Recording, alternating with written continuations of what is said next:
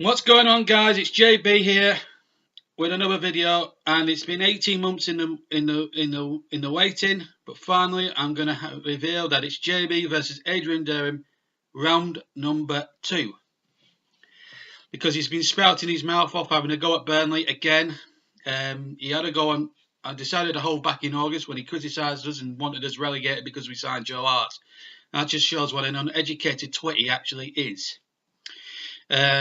As regards journalism and stuff like that, you know, he thinks he's Mr. Billy Big Time. Well, I'm going on here to have a bit of a rant and a bit of a dig at him because I don't think he's got the capabilities. But it's not just that's upset me recently about Durham. Now it's his comments after we lost bravely 1-0 to Tottenham on Saturday, a result ultimately that sent us into the bottom three with a combination of Arsenal not doing us a favour and losing out to Southampton and now gone fourth on bottom and gone 2 points ahead of us in the table. This is what he had to say afterwards, and I'm disgraced to say this, really, because he shouldn't even be allowed to be on the radio.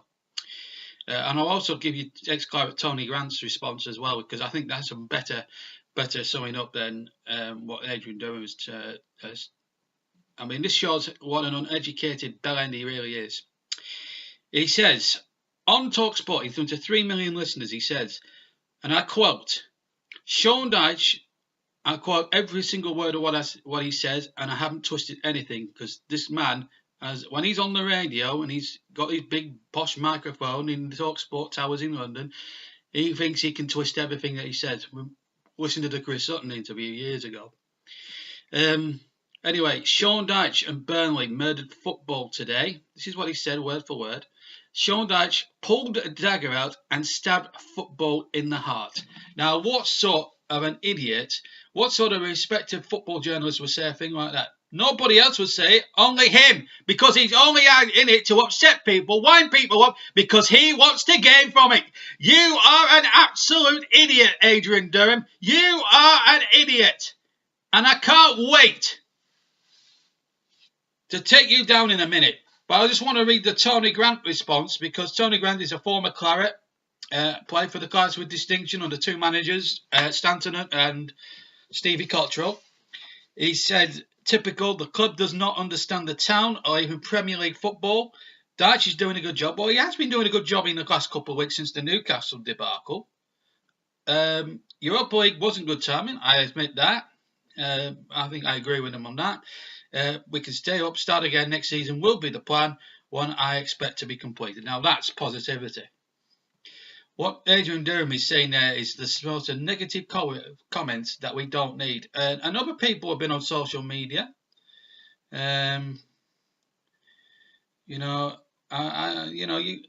accuses us of being time wasters and stuff like that. Absolute. I mean, one guy here, I'll read one guy's statement here on Claret's Turf. He says, what did he expect us to do? Play free-flowing football and get opened up time and time again on the way to the every defeat? For 90% under the Dyche would be 4-4-2, so to go 3 at the back or 4-5-1, whichever way you look at it, was a brave move which nearly paid off. Another guy said, before the start of the season, that bellend Durham was harping on about what a great season Fulham would have with all their great signings. He talked absolute rubbish. Well, there we go, that sums it up. One guy says that's why Adrian Durham is a so-and-so. Makes statements only to gain an audience. Knows jack all about football. You know, he's just, you know, he gets paid to do that. He gets paid to just be an absolute bellend, Adrian Durham, and I'm gonna absolutely go to town on him now. I mean, for him to say that, and it's not the first time he's actually said vile things about Burnley. He once accused us of being uncompetitive. A couple of years ago, he also accused Ashley Barnes and wanted a 14-game ban of him, which was not the case because Matic, it was an accident, right? The Matic-Barnes incident at Chelsea. He also accused Sean Dyche of claiming that Nyang should be sent off for celebrating a goal in the crowd, which under FIFA laws is a red card offence. It's a bookable offence, Darren. Read the rules of the game before you go spouting your mouth off. And then he had a go at us in the summer, as I said. Joe Hart signed, and he wanted us relegated because we signed Joe Hart. So he's obviously got an agenda against us signing players now that have not worked out, and they might come to Burnley and do well for us.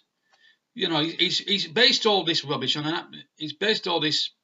on absolute fiction. He talks absolute dribble. I mean, that's the top and bottom of his agenda. It's his MO and all that thing. He reckons he's got a massive audience. I mean, the audience are going to turn off sooner or later. He's been getting away with it for 20 years. You know, how he's been allowed to broadcast on that network for 20 years is beyond me. He's an absolute disgrace to sports journalism. He's an absolute disgrace to sports broadcasting. He's an absolute disgrace to football in general. You know, he's doing people like, you know, I listened to good, honest people when I was growing up. John Motson, Brian Moore, Des Lynam, all these type of people. I mean, 5 Live have got some really good journalists, Mark Chapman being one of them. And this Muppet Adrian Durham is trying to make all them look stupid by trying to be, oh, it's me, you know, I'm Mr. Big, I'll say this and I'll try and gain an advantage. He's doing it for listeners, and we know all that. But he'll slag people off. But his comments come so uneducated because as he's seen Burnley play all the time this season, I've seen every single Burnley match this season. And I'll tell you something else. Some of the games we've played well in, some we've not played so well in. And, you know, to be honest, the European stuff did catch up with us in here. And I'm not saying that, you know, and I did want Sean Dyche out a couple of days ago. You know, it's, you know, okay, if he's gonna base it on the last 7 or 8 games, then fair enough. I wouldn't have a problem with that. The problem I've got is he's based it on the one game against Tottenham where we're fighting for our lives. What does he expect us to do? Like one guy on Clarence Turf says, roll over and get beat 6 or 7-0, and our goal difference takes as much battering as Fulham's. No, we're not going to roll over. Football doesn't work like that, Mr. Durham. Does it, you fool?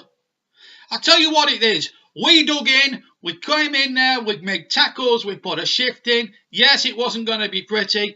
But when we're in that position in the bottom 4 of the Premier League table and we need points to get out of it, then we've got to do everything in our power to stop teams from beating us. Sometimes you're away from home. You have to grind out a draw or get a lucky win or whatever. We were about 2 minutes away from grinding out a priceless point at Wembley. Let's make no bones about that. He's obviously not seen the same game as everyone else. No doubt about it. We had a go. We tried to play. Listen, this is not what we were up against on Saturday was no ordinary side. This is a Tottenham side that score goals for fun. This is a Tottenham side that came back from the dead in their Champions League group to qualify, and they got a point against Barcelona, of all teams. So I don't think, if he's going to base it on that one game, I don't think he's got the right to. And I'll tell you this, Durham. I've been waiting 18 months for a reply from that previous video I did against you, right? When I had to go at you for the Nyang thing, right? I'm waiting for my invite. I want to come down to London. I want all expenses paid, and I want to come down and take you frigging down. Because quite honestly, mate, someone will have to somewhere along the line. And by the way, guys, I want this video to go absolutely viral because I want to make sure, and I want people to realise that Adrian Durham is nothing but an uneducated, poor excuse of a football presenter. He thinks he knows this, and this. Well, the fact is he knows jack shit. That's it. He knows jack shit about football. You know, he's never played the game at any level. He's never even played at Sunday League, by my knowledge. You know, but I'm calling your bluff now, Mr. Durham. Get this straight now. I want to come on your radio show, just me and you. No Darren Goff. In fact, if I was Darren Goff, I'd do one now. I'd resign because I wouldn't want to work with him day in, day out. Would you want to listen to his dribble and agree with it week after week? You're a lapdog doing Goffy. You're better than that. I admire you as a cricketer, but you're Adrian Durham's lapdog and you need to go. You know, go, have your own. I suggest you go to the powers that be at Talksport and ask for your own show because I think you could do better without him. Quite honestly, that's no disrespect to you, Goffy. I know you're there. I know you're there for that. I know you're there as a reason, but please, please, please, do the decent thing. Leave Adrian Durham to just do things on his own because The man doesn't deserve a partner like you, the way he talks dribble. So I'd absolutely do it. I mean, he's like, Darren Goff's Nookie Bear, whilst Mr. Durham's like Roger De Courcy with him. Or it's Ray Charles and, what's his name? We're getting it now. It's like Bunny Keith Harris and Orville. Those two, I'm sorry. Goffy, just do us a big favour. Leave Adrian Durham. Because he deserves no partner. The dribble he talks day in, day out, 6 days a week on that radio station, it's absolutely preposterous. Getting back to what I want to do. I want to sound you out, Durham. I want to come on your show. I want to come down, all expenses paid. I want you to put me up in a frigging hotel, Talksport. And I want to come on your show, whatever it is, 4 o'clock in the afternoon, and I'm going to say what I want to say on behalf of everybody that you've slagged and everybody that, on behalf of everything. Because I want to take you down and I want to give you a masterclass in how to be a football journalist or how to be a successful one. Because I tell you what, you're not going to gain listeners, you're going to lose listeners with comments like that. You think you're the Kane Dingle of radio, do you? Well, you haven't met me yet. You haven't met me yet. And I'll tell you something else. When I do my stuff, when I do my bit on this YouTube channel, I do it with the educated comments. I have stats and facts to back me up. You don't have jack shit in stats and facts to back you up. What good reason have you got to actually say that we've actually pulled out a dagger and stabbed football in the heart there and based on one game at Wembley on Saturday afternoon? Come on. I want answers. And this will be coming on your bloody Talksport Twitter feed, mate. So I'm here to sound you out. I wouldn't mind you playing it on radio. I want your response, Mr. Durham. And I want somebody from Talksport to give me a ring, invite me onto the programme, and I will be more than happy to come on your show, mate, and absolutely humiliate you in front of 3 million listeners in this green and pleasant land of ours. I fucking love it. But make my fucking day. And Talksport, if you're watching this, sack him. He needs sacking. Because the man has got away with it for 20 years. Always BS, always lies, always twisting of people's comments. You need to ban him from radio. This is why the BBC won't touch you, Mr. Durham, because you're too far, you're too close to it, mate. You're not good enough. They won't employ idiots like you, Mr. Durham. I'll say it again, Mr. Durham. You are a disgrace to presenting. You're a disgrace to sports journalism. And you're a disgrace to radio broadcasting. Got it? I wait with your response, Adrian Durham, with interest. Thank you very much for watching. Make sure this video goes viral because we want people to know what a bellend he really is. Thank you very much for watching, guys. I hope you're having a fantastic week. We'll be back with the commentaries on Saturday and Sunday. Until then, take care, and I'll see you later.